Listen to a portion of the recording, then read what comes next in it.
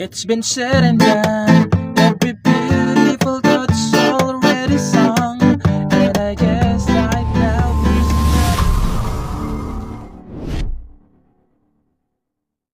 hello mga ka-idol. So ngayon meron na naman akong ituturo sa inyong napakagandang kanta. So itong kanta na to is nagba-viral to sa TikTok, no?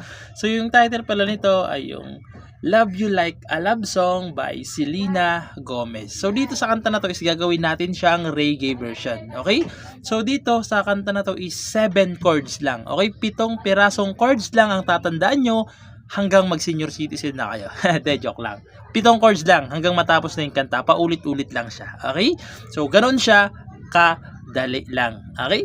So, dito muna tayo sa reggae. So, yung reggae pattern natin is yung palagi ko lang itinuturo. So, ito dito is optional naman na, no? So, optional to. So, kung gusto nyo, kung yung ituturo natin is ganito, bass, nakasama yung string. Okay?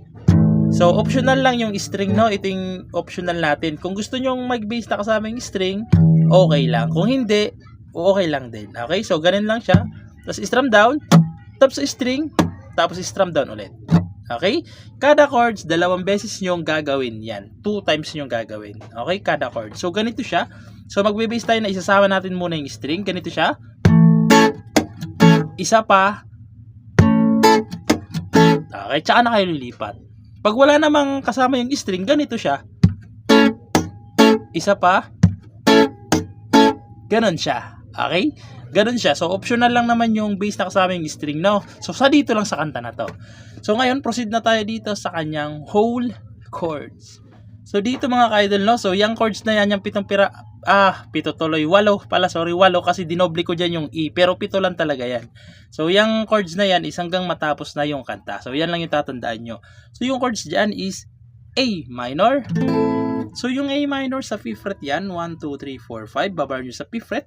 6, 7, sa 7th fret, 5th string, tsaka 4th string. A minor. Sunod is D minor. So, yung D minor, 5th fret pa rin siya nakabar. Sa 6th fret ay 2nd string naman.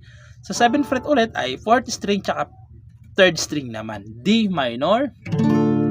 Sunod is G. So, yung G, babar nyo sa 3rd fret naman na yan.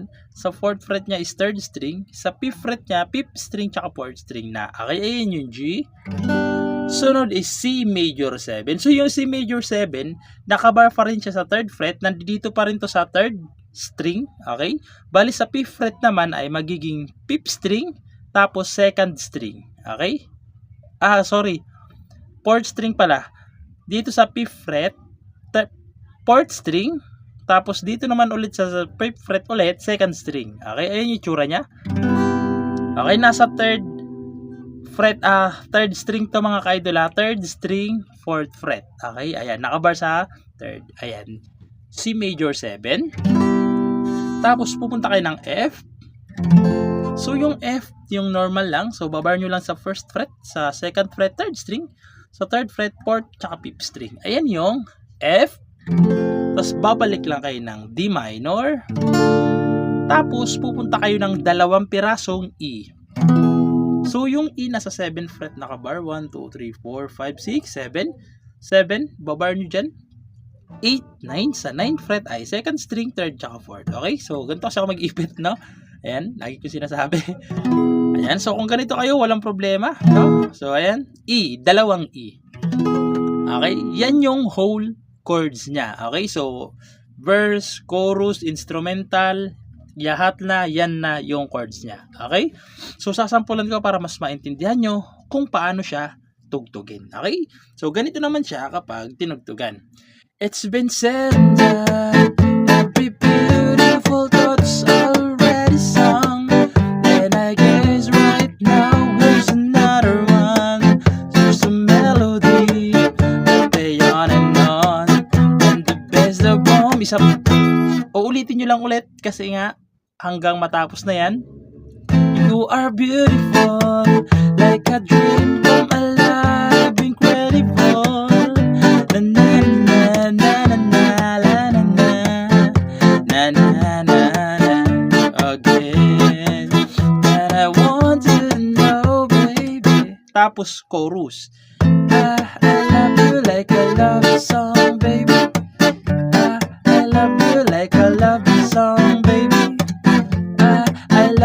like a love song, baby.